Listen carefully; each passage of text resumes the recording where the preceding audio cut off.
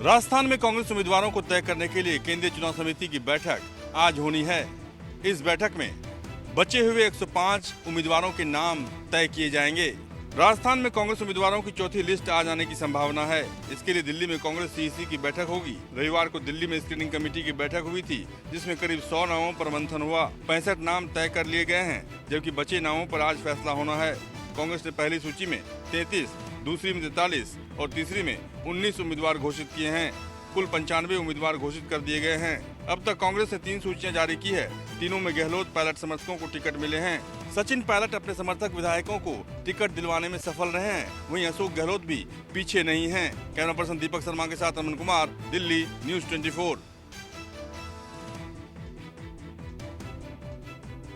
मराठा आरक्षण आंदोलन के उग्र रूप धारण करने से सरकार की चिंता बढ़ गई है। यही कारण है कि मराठा आरक्षण उप समिति की आज महत्वपूर्ण बैठक बुलाई गई। सह्याद्री गेस्ट हाउस में हुई इस बैठक की अध्यक्षता खुद मुख्यमंत्री एकनाथ शिंदे ने की। इस बैठक में जो जस्टिस शिंदे कमेटी बनाई गई थी, उसने अपना अधूरा अहवाल सादर किया। साथ ही 2 महीने का वक्त मांगा, जिसे सरकार ने मंजूर कर दिया। इस बैठक के बाद मुख्यमंत्री एकनाथ शिंदे ने एक प्रेस कॉन्फ्रेंस ली और कहा कि हम 2 स्तर पर काम कर रहे हैं कि एक किस तरह से जो मराठा समाज के लोग हैं, जिनका प्रमाण पत्र मिलता है कि वो कुणबी हैं, उनको जल्द से जल्द कुणबी में शामिल कर आरक्षण दिया जाए, और दूसरा सुप्रीम कोर्ट में आरक्षण किस तरह से टिक पाए। इसके लिए हमने एक विशेष टास्क फोर्स का गठन किया है, जिसमें वरिष्ठ वकीलों को रखा गया है। साथ ही मुख्यमंत्री ने मराठा समाज के लोगों से अपील की कि वो शांति बनाए रखें और थोड़ा वक्त दें। राजेंद्र के साथ इंद्रजीत सिंह, न्यूज़ 24, मुंबई। महाराष्ट्र में मराठा आरक्षण पर सियासत तेज हो गई है। राष्ट्रवादी कांग्रेस पार्टी शरद पवार गुट के बाद महाराष्ट्र कांग्रेस पार्टी के प्रदेश अध्यक्ष नाना पटोले के नेतृत्व में पार्टी के नेताओं ने महाराष्ट्र के राज्यपाल रमेश बैस से मुलाकात की है।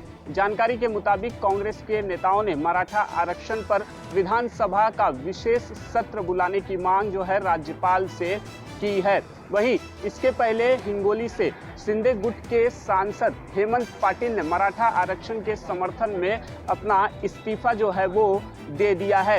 इतना ही नहीं, मनोज जरांगे पाटिल को महाराष्ट्र के पूर्व मुख्यमंत्री उद्धव ठाकरे का भी साथ मिला है। उद्धव ठाकरे ने मराठा आरक्षण का समर्थन किया है और सरकार से कहा है कि मनोज जरांगे पाटिल की जान से ना खेले। कैमरामैन अंचल सिंह के साथ राहुल पांडे, न्यूज़ 24, मुंबई। राजस्थान के मुख्यमंत्री अशोक गहलोत के बेटे वैभव गहलोत से प्रवर्तन निदेशालय के दिल्ली मुख्यालय में पूछताछ की जा रही है। मामला फेमा से जुड़ा हुआ है, यानी कि फॉरेन एक्सचेंज मैनेजमेंट एक्ट के तहत ये कार्रवाई की जा रही है। मामला पुराना है। तो जानकारी मिली है उसके मुताबिक वैभव गहलोत उन व्यापारियों के साथ पार्टनरशिप में काम उन्होंने किया है, जिस पे आरोप ये है कि उनका पैसा देश से बाहर गया और फिर बाहर से विदेश से पैसा यहाँ आया। ये पैसा जो जानकारी मिली है कि वो रूट किया गया है हवाला के जरिए। आपको बता दें कि फेमा के तहत गिरफ्तारी नहीं होती है और इसमें अभी तक कोई एफआईआर नहीं है। इसमें जो भी टैक्स पेनल्टी लगती है उसका 3 गुना टैक्स दिया जाता है, जबकि अगर हवाला के तहत अगर मामला होता है, जांच पड़ताल की जाती है, तो उस पर गिरफ्तारी होती है। प्रवर्तन निदेशालय यही जानना चाहती है कि जो इन्वेस्टमेंट की गई वो पैसा कहाँ से आया और जिन व्यापारियों के साथ वैभव गहलोत के संबंध थे वो किस आधार पे थे, इनका क्या इन्वॉल्वमेंट है। यही पूछताछ करने के लिए वैभव गहलोत से पूछताछ प्रवर्तन निदेशालय में की जा रही है। कैमरामैन अजय के साथ प्रशांत देव, न्यूज़ 24, दिल्ली।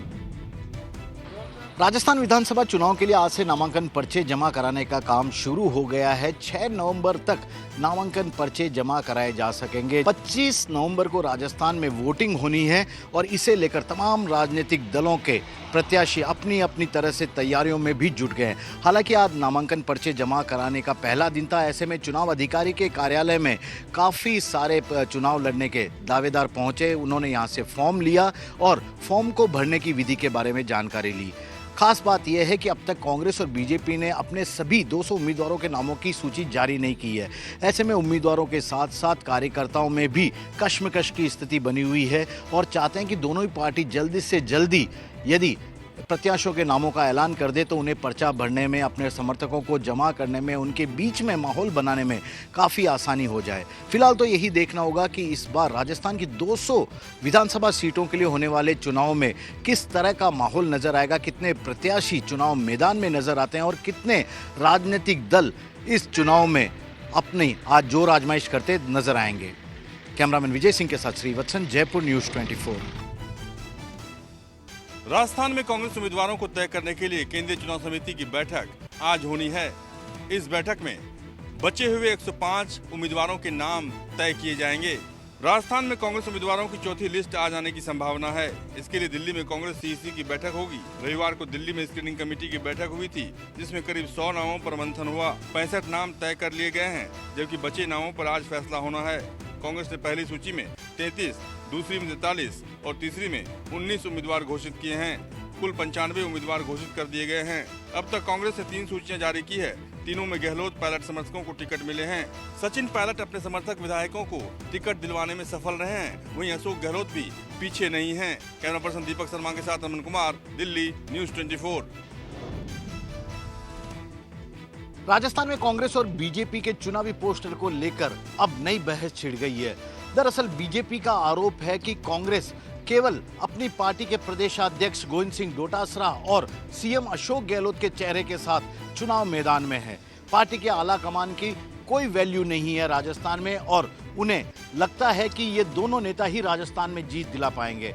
लेकिन कांग्रेस ने भी बीजेपी के पोस्टरों पर पलटवार करना शुरू कर दिया है। कांग्रेस का आरोप है कि बीजेपी के पोस्टर में नरेंद्र मोदी के अलावा कोई और चेहरा नजर ही नहीं आ रहा। वैसे भी बीजेपी ने इस बार राजस्थान में अपने किसी भी प्रदेश के नेता को चेहरा बनाकर मतदाताओं के सामने पेश नहीं किया है। फिलहाल तो कांग्रेस और बीजेपी दोनों ही नेताओं की तरफ से पोस्टर को लेकर आरोप प्रत्यारोप शुरू हो गए हैं और खास बात यह है कि बीजेपी के प्रदेश अध्यक्ष सीपी जोशी की तरह से इस पोस्टर वॉर को शुरू किया गया। अब लगातार उनके खिलाफ कांग्रेस इन पोस्टरों को लेकर आक्रामक भी नजर आ रही है। कैमरामैन विजय सिंह के साथ श्रीवत्सन, जयपुर न्यूज़ 24। बीजेपी ने 2024 की रणनीति पर काम करना तेज कर दिया है। आज गाजियाबाद में बीजेपी विस्तारकों की बैठक कर रही है और इसमें देश भर के लोकसभा इलाकों के लिए जो विस्तारक बनाए गए हैं उनके साथ बैठक हो रही है और मुख्य तौर पर उनको ट्रेनिंग देने का काम चल रहा है। आज बीएल संतोष जो कि संगठन महामंत्री हैं, उनको जीत के टिप्स दे रहे हैं। बीजेपी देश के सभी लोकसभा सीटों पर विस्तारकों की नियुक्ति कर चुकी है और आज उत्तरी क्षेत्र की बैठक चल रही है जिसमें 10 राज्यों के विस्तारक शामिल हो रहे हैं। इस बैठक के जरिए लोकसभा चुनाव के दौरान कैसे पार्टी के अंदर कार्यकर्ता और उम्मीदवार के बीच समन्वय स्थापित करना है, साथ ही केंद्र सरकार की नीतियों को कैसे जन जन तक पहुंचाना है, इस मुद्दे पर उनको ट्रेनिंग दी जा रही है। मुख्य रूप से जो काम दिया गया है विस्तारकों को वो ये है कि पार्टी, संगठन, उम्मीदवार के बीच में बेहतर समन्वय स्थापित हो ताकि मोदी सरकार के काम को जन जन तक पहुंचाया जा सके। पार्टी ने 2 मुख्य तौर पे लाइन दी है। ये जो विस्तारक है उनको कहा है कि आपको ये बताना है कि विपक्ष चुनाव के लिए रणनीति बनाता है, लेकिन बीजेपी जन नीति बनाती है, वो भी चुनाव को ध्यान में रखकर नहीं बल्कि जनता के हित के लिए। कैमरामैन साहिल के साथ कुमार गौरव, न्यूज़ 24, दिल्ली। मध्य प्रदेश विधानसभा चुनाव के लिए आज नामांकन की आखिरी तारीख है और इसके बाद तमाम प्रत्याशी खुलकर जिस तरह से मैदान में उतरेंगे। उस बीच शिवराज सिंह चौहान, मध्य प्रदेश के मुख्यमंत्री, जो सबसे बड़ी हाई प्रोफाइल सीट है बुधनी, जहां से लगातार 5 बार से विधायक हैं, वो आज अपने परिवार के साथ नामांकन दाखिल करने बुधनी पहुंचे। और बुधनी में पहुंचने से पहले शिवराज सिंह चौहान अपने पैतृक गांव जैत गए, जहां पर नर्मदा जी की आरती की और उसके बाद सलकनपुर में माता जी के मंदिर में भी माथा टेका और उसके बाद बड़ी संख्याओं में महिलाओं की बड़ी संख्याओं के साथ एक यात्रा निकालते हुए जो पहुंचकर नामांकन दाखिल किया। आपको बता दें कि मध्य प्रदेश में विधानसभा चुनाव 17 तारीख को होंगे और 17 नवंबर के बाद 3 दिसंबर को मध्य प्रदेश के नतीजे आएंगे। लेकिन तमाम दल अब जिस तरह से जुटे हैं, अपने जीत के लिए लगातार कोशिश कर रहे हैं। उस बीच अब मध्य प्रदेश में तेजी से बीजेपी और कांग्रेस के बीच मुकाबला हो रहा है और नामांकन दाखिल करने के लिए तमाम बड़े नेता आज अपने आखिरी दिन यहां पर पहुंच रहे हैं। कैमरा पर्सन कमलेश व्यास के साथ विपिन श्रीवास्तव, न्यूज़ 24, मध्य प्रदेश। शराब नीति घोटाला मामले में दिल्ली के पूर्व उप मुख्यमंत्री मनीष सिसोदिया को एक बड़ा झटका सुप्रीम कोर्ट से लगा है। लंबी सुनवाई के बाद आज सुप्रीम कोर्ट को फैसला सुनाना था कि क्या मनीष सिसोदिया को जमानत मिलेगी या नहीं, लेकिन सुप्रीम कोर्ट ने उनकी जमानत याचिका खारिज कर दी। यानी कि साफ है कि मनीष सिसोदिया को आने वाले कुछ महीने और भी जेल में रहने होंगे। हालांकि एक राहत की खबर यह है कि मनीष सिसोदिया के मामले में ईडी की तरफ से कहा गया था कि 8 से 10 महीने के ट्रायल पूरा कर लिया जाएगा, तो कोर्ट की तरफ से कहा गया है कि 6 से 8 महीने में ट्रायल अगर पूरा नहीं होता है तो मनीष सिसोदिया दोबारा सुप्रीम कोर्ट का रुख कर सकते हैं, जमानत याचिका के लिए दाखिल कर सकते हैं। अब ऐसे में देखना होगा कि इस पूरे मामले में मनीष सिसोदिया की मुश्किलें कितनी और बढ़ सकती हैं। हालांकि अब इस पूरे मामले में ट्रायल होगा। मनीष सिसोदिया अगर चाहें तो 3 महीने बाद एक बार फिर से सुप्रीम कोर्ट का रुख कर सकते हैं। कैमरामैन सुनील के साथ दीपक दुबे, न्यूज़ 24 दिल्ली। प्रधानमंत्री नरेंद्र मोदी आज से गुजरात के 2 दिनों के दौरे पर हैं। इस दौरान उन्होंने 6000 करोड़ के विकास कार्यों का शिलान्यास और लोकार्पण किया।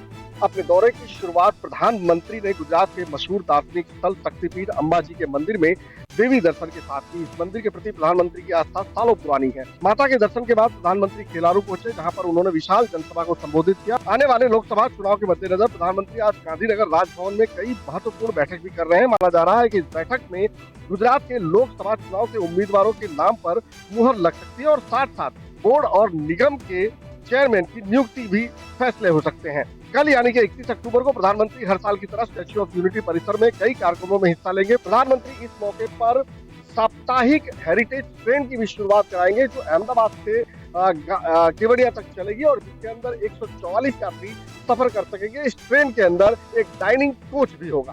कैमरामैन प्रभात साथ भूपेंद्र सिंह, अहमदाबाद, न्यूज़ 24। पश्चिम बंगाल में राजनीतिक सरगर्मियां एक बार फिर से तेज हो चुकी है। 2024 के लोकसभा चुनाव के पहले विपक्षी पार्टियां टीएमसी पार्टी पे हमलावर हो रही है। वहीं पे पूर्व खाद्य मिनिस्टर और वर्तमान में वन मंत्री ज्योति प्रिय मल्लिक की गिरफ्तारी के बाद ईडी ने उन पे शिकंजा कसना शुरू कर दिया है, तो वहीं पे विपक्षी पार्टी हमलावर हो चुकी है। कांग्रेस और सीपीएम आज पूरे पश्चिम बंगाल में खाद्य भवन का घेराव कर रही है और अपना विरोध प्रदर्शन जता रही है। इस मुद्दे को लेकर कांग्रेस और सीपीएम, वही बीजेपी अब जनता के बीच में जाना चाहती है कि जिस तरह से टीएमसी पार्टी में लगातार यहाँ पे भ्रष्ट और करप्शन के आरोप लग रहे हैं, इस मुद्दे को इस बार कांग्रेस और सीपीएम छोड़ना नहीं चाहती है, जिसको लेकर आज पूरे पश्चिम बंगाल में सीपीएम और कांग्रेस के कर्ता सड़कों पे उतरे हैं, खाद्य भवन का घेराव कर रहे हैं। तो वही दूसरी तरफ ईडी का भी शिकंजा और कसते जा रहा है खाद्य डिपार्ट को लेकर। कैमरामैन विनोद के साथ मनोज पांडे, न्यूज़ 24, कोलकाता। विदेश मंत्री एस जयशंकर ने उन 8 भारतीय परिवारों से मुलाकात की है जिन्हें कतर में मौत की सजा सुनाई गई है। जयशंकर ने बताया है कि उन्होंने 8 भारतीय परिवारों को आश्वासन दिया है कि सरकार उनकी रिहाई के लिए हर संभव प्रयास करेगी। कतर में भारतीय नौसेना के 8 पूर्व अधिकारियों के ऊपर जासूसी का आरोप लगा है। उन्हें पिछले साल गिरफ्तार किया गया था और हाल ही में उन्हें कतर की एक अदालत ने मौत की सजा सुनाई है। आपको बता दें कि कतर की एक प्राइवेट कंपनी अल दहरा के साथ ये 8 भारतीय काम करते थे। कंपनी का काम कतर की नौसेना को ट्रेनिंग और लॉजिस्टिक में मदद करना था, लेकिन पिछले साल अगस्त में इन भारतीय नागरिकों को जासूसी के मामले में गिरफ्तार कर लिया गया। भारतीय नौसेना के पूर्व अधिकारियों पर आरोप है कि उन्होंने इजराइल के लिए जासूसी की है। अब इनके परिवार वालों ने सरकार से गुहार लगाया है कि इन्हें जल्द से जल्द रिहा कराया जाए। कैमरा पर्सन राणा विनाश के साथ पवन मिश्रा, न्यूज़ 24, दिल्ली। राजधानी लखनऊ के पीजीआई अस्पताल से एक हैरान कर देने वाला मामला सामने आया है। पूर्व सांसद अपने बेटे के इलाज के लिए लगाते रहे गुहार, डॉक्टरों ने हाथ तक नहीं लगाया, बेटे की हुई मौत। लखनऊ के पीजीआई हॉस्पिटल में चित्रकूट से पूर्व सांसद भैरव प्रसाद मिश्रा के बेटे अपने बेटे प्रकाश मिश्रा को लेकर पीजीआई हॉस्पिटल पहुंचे थे। पूर्व सांसद का आरोप है कि इलाज के लिए गुहार लगाते रहे, लेकिन डॉक्टरों ने हाथ तक नहीं लगाया, जिससे बेटे की मौत हो गई। जैसे ही ये मामला अस्पताल प्रशासन को पता चला तो हड़कंप मच गया। पीजीआई डायरेक्टर ने आनन फानन में जांच कमेटी बना दी। वहीं सपा मुखिया अखिलेश यादव ने इस मौत का जिम्मेदार सीधे मुख्यमंत्री को ठहराया है। साथ ही अखिलेश यादव ने कहा है कि उत्तर प्रदेश के सभी अस्पताल की हालत बेहाल हो चुकी है। तो वहीं उत्तर प्रदेश के डिप्टी सीएम केशव प्रसाद मौर्य चित्रकूट पहुंचे पूर्व सांसद भैरव प्रसाद मिश्रा के आवास और उन्होंने शोक संवेदना व्यक्त करने के साथ ही अस्पताल की जाँच की बात कही है। इसके साथ ही उत्तर प्रदेश के स्वास्थ्य मंत्री ब्रजेश पाठक ने ट्वीट कर पूर्व सांसद के बेटे की मौत पर शोक संवेदना व्यक्त की है। साथ ही अस्पताल में हुए इस कांड को लेकर के उच्च स्तरीय जांच के आदेश दिए हैं और प्रथम दृष्टया पाए गए डॉक्टर दोषी जो है उसको संस्थान से कार्यमुक्त कर दिया है। कैमरा पर्सन धर्मेंद्र साहू के साथ मनोज पांडे, लखनऊ न्यूज़ 24। दिल्ली में लगातार प्रदूषण का स्तर बढ़ रहा है और ऐसे में ध्यान में रखते हुए केजरीवाल सरकार एक के बाद एक फैसले ले रही है। केजरीवाल सरकार ने अब यह फैसला लिया है कि दिल्ली के अंदर जो डीजल के ट्रक हैं उनको आने की अनुमति नहीं दी जाएगी। अब उन ट्रकों की परमिशन नहीं होगी कि वो दिल्ली के अंदर प्रवेश कर पाएं। ऐसा इसलिए लिया गया है क्योंकि ये फैसला इस बात को ध्यान में रखते किया गया है कि दिल्ली के अंदर लगातार प्रदूषण का स्तर बढ़ रहा है। ऐसे में अगर ट्रक दिल्ली की सरहद के अंदर आते हैं तो निश्चित तौर पे प्रदूषण का स्तर बढ़ सकता है। इसके अलावा वीकली मीटिंग भी की जा रही है। केजरीवाल सरकार ने कल मीटिंग करके तय किया कि अगले हफ्ते फिर से एक बार बोर्ड की मीटिंग होगी और इसमें यह तय किया जाएगा कि जो प्रदूषण का स्तर बढ़ा है क्या उसको कम करने के लिए और भी कड़े नियम लागू किए जा सकते हैं या फिर नहीं। ऑड इवन पर भी दिल्ली सरकार अभी फैसला कर रही है। अगर प्रदूषण का स्तर बढ़ता है तो ऐसे में दिल्ली के अंदर ऑड इवन लाने का भी दिल्ली सरकार तैयारी करने की कोशिश कर रही है। कैमरा पर्सन अविनाश के साथ वरुण सिन्हा, न्यूज़ 24 दिल्ली। कश्मीर घाटी में पिछले 15 घंटों के दौरान ही 2 टारगेट हमले यहां पर मिलिटेंटों द्वारा अंजाम दिए गए। श्रीनगर के ईदगाह इलाके में कल जम्मू कश्मीर पुलिस के एक SHO इंस्पेक्टर को मिलिटेंटों ने निशाना बनाते हुए उन पर तब गोलियां दागी नजदीक से जब वो क्रिकेट खेल रहा था। वहीं दूसरी तरफ आज पुलवामा में मिलिटेंटों ने एक प्रवासी मजदूर को निशाना बनाते हुए उस पर गोलियां चलाई, जिसके चलते मजदूर गंभीर रूप से घायल हो गया और यूपी के रहने वाले इस मजदूर को इससे पहले कि हॉस्पिटल पहुंचाया जाता तब तक उसकी मौत हो गई थी। यहाँ कुपवारा इलाके में एक घुसपैठ की कोशिश पुलिस और सेना की ज्वाइंट टीम ने नाकाम की, जिस दौरान एक घुसपैठिया मिलिटेंट मारा गया और इलाके में अभी भी ऑपरेशन लगातार जारी है। कैमरामैन रशीद के साथ आशीष श्रीनगर, न्यूज़ 24। टमाटर के बाद अब प्याज के दाम आसमान छू रहे हैं, यानी कि अब प्याज की कीमतें इतनी ज्यादा बढ़ गई हैं कि लोगों की मुश्किलें बढ़ गई हैं। ये जो आप प्याज देख रहे हैं, जब इसको काटते हैं तो जो आंसू निकलते हैं, अब इसको खरीदते वक्त भी वही आंसू जो है वो लोगों को परेशान कर रहे हैं, क्योंकि इसकी कीमत पहुंच चुकी है 80 से 100 रुपए किलो। ये कीमत मैं आपको बता रही हूँ रिटेल मार्केट की। वहीं दिल्ली की अगर बाकी मंडियों की बात करें तो 50 रुपए तक की कीमत है। लेकिन सबसे बड़ी बात यह है कि आने वाले एक हफ्ते में इसकी कीमत 130 से 150 पहुंच जाएगी, जिसके पीछे अहम वजह बताई जा रही है, क्योंकि इस वक्त जो प्याज की फसल है उसका अंतिम समय है, यानी कि जब दोबारा अब फसल आएगी जिसमें लगेगा लगभग 15 से 20 दिन। यानी ये जो पीरियड है, इस वक्त अमूमन हर साल प्याज के जो दाम है वो बढ़ते हैं और ऐसे में जो बिचौलिए हैं वो बहुत ज़्यादा एक्टिव हो जाते हैं, जो जमाखोर हैं वो एक्टिव हो जाते हैं, वो प्याज को स्टॉक कर लेते हैं और ये अहम वजह है कि प्याज की कीमतें बेतहाशा बढ़ जाती। कैमरामैन अमित राय के साथ दिव्या अग्रवाल, दिल्ली, न्यूज़ 24। एक बार फिर प्याज आम लोगों के आंखों में आंसू ला रहा है। बिहार की राजधानी पटना में प्याज के दाम लगातार बढ़ रहे हैं। एक सप्ताह पहले जो प्याज की कीमत पटना में 40 रुपए प्रति किलो थी, आज बढ़कर 80 रुपए प्रति किलो तक पहुंच चुकी है। एक महीने पहले पटना में प्याज की कीमत 25 से 30 रुपए प्रति किलो के बीच थी। अब यह दुगना से भी ज़्यादा बढ़ गया है। राजधानी पटना में प्याज की खपत 300 टन प्रतिदिन है। बिहार में प्याज की आपूर्ति महाराष्ट्र और मध्य प्रदेश से होती है, लेकिन बेमौसम बारिश के कारण इन इलाकों में प्याज की फसल खराब हो गई थी, जिसके कारण सप्लाई कम और कीमत लगातार बढ़ रही है। यूं तो प्याज के दाम बढ़ने के कई कारण हैं, लेकिन उसमें से सबसे प्रमुख कारण यह है कि महाराष्ट्र में बाढ़ आई हुई है और बिहार में ज़्यादातर प्याज नासिक से ही आता है और उम्मीद यह भी है कि दिवाली तक प्याज के दाम जो हैं वह 100 से पार हो जाएंगे। कैमरामैन ऋषि के साथ सौरभ कुमार, पटना, न्यूज़ 24। बिहार सरकार शिक्षकों को एक और बड़ा तोहफा देने जा रही है। बिहार सरकार जल्द ही बिहार के करीब 5.5 लाख सरकारी शिक्षकों को सरकारी आवास देगी और ये आवास उनके जिला मुख्यालय में मिलेगा या फिर जहां पे उनके स्कूल हैं उसके बगल में मिलेगा। दरअसल सरकार ने यह फैसला नवनियुक्त करीब 1.25 लाख शिक्षकों की नियुक्ति के बाद लिया है और जब इसमें जांच की गई तो पता चला कि कई शिक्षक सिर्फ इसलिए सरकारी स्कूल में पढ़ाने नहीं जाते हैं क्योंकि उनका आवास की समस्या होती है, जिसको लेकर सरकार ने एक कार्य योजना बनाई।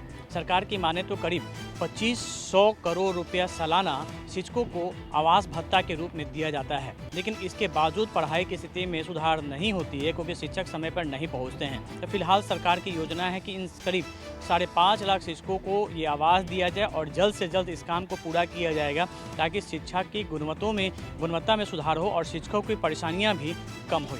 ऐसा करने वाला बिहार देश का पहला राज्य बनेगा। इससे पहले सिर्फ केंद्रीय विद्यालयों में ही सुविधा थी कि जहां पे शिक्षकों के लिए आवास की सुविधा मुहैया कराई जाती थी। कैमरामैन सनी के साथ अमिताभ ओझा, पटना न्यूज़ 24।